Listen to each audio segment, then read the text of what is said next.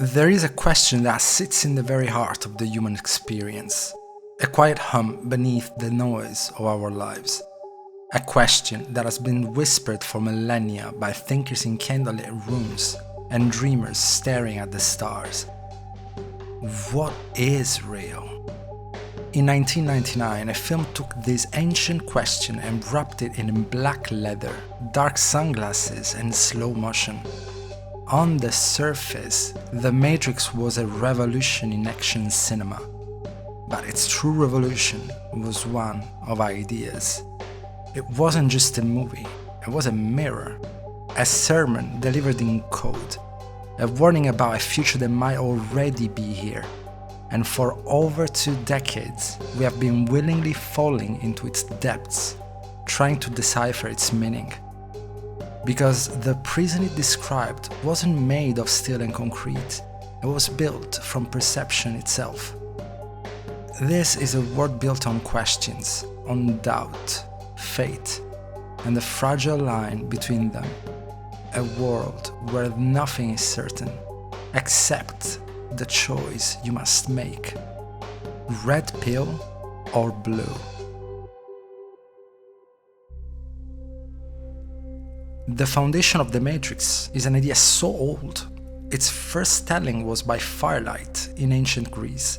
It's Plato's Allegory of the Cave, and understanding it is the first step to understanding the film. Plato asked us to imagine a group of prisoners, chained since birth in a deep, dark cave, unable to move their heads.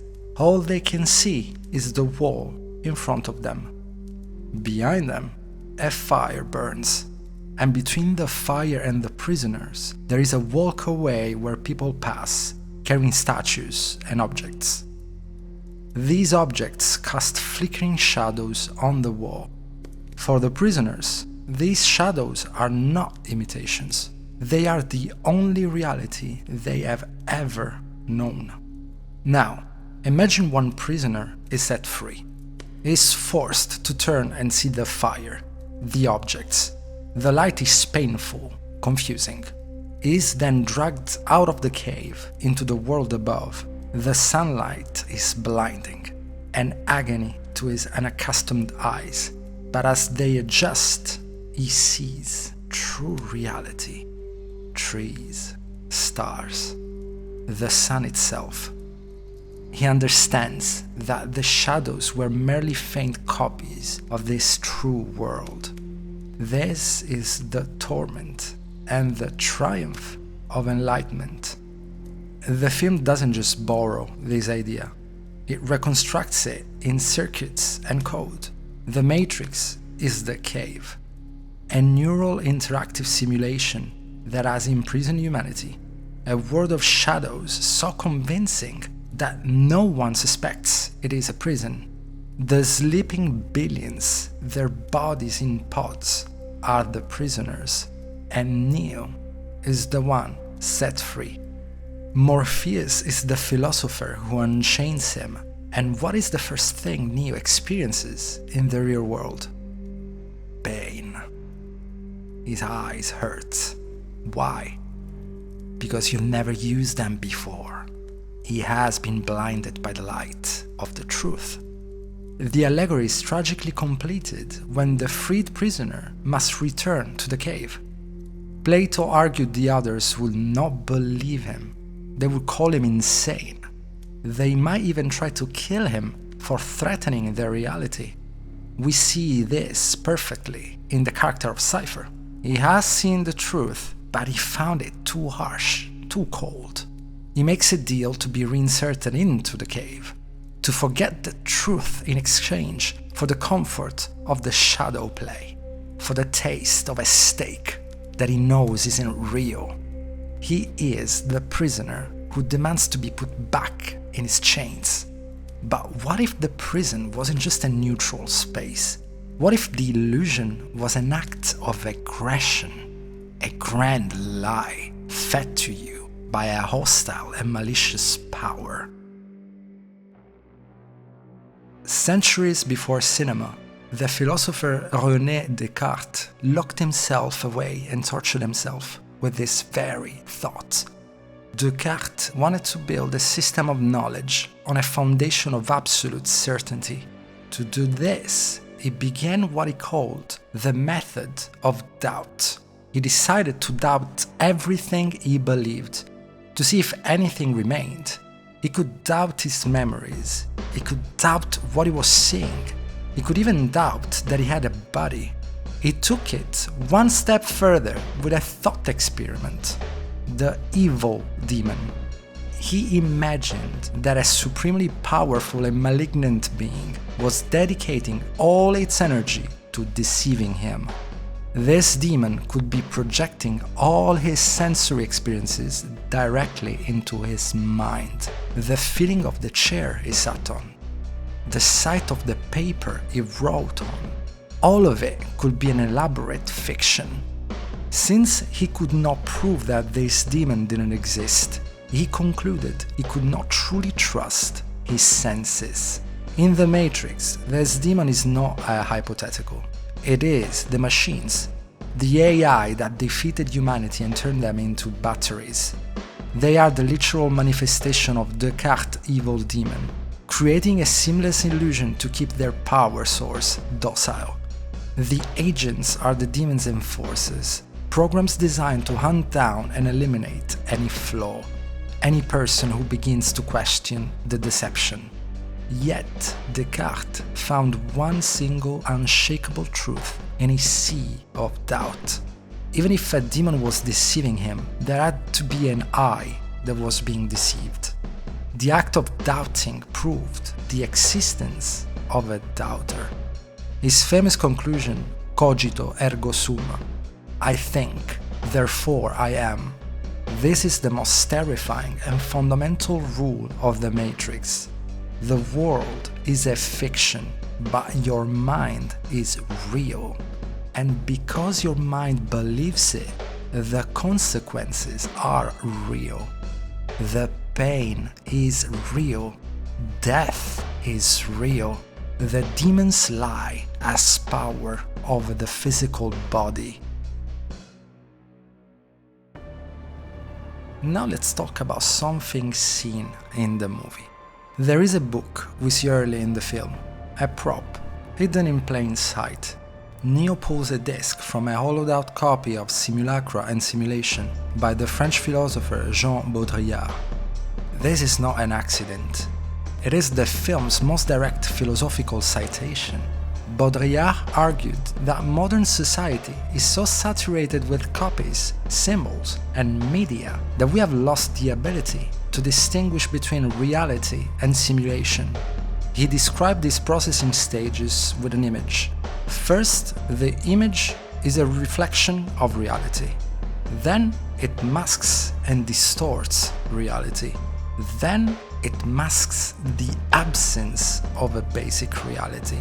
And finally, the image bears no relation to any reality whatsoever. It is its own pure simulacrum. A simulacrum is a copy without an original, and the world it creates is what Baudrillard called the hyperreal, a state where the simulation becomes more real, more desirable than reality itself. Think of Disneyland's Main Street. It's a copy of an idealized small town that never truly existed.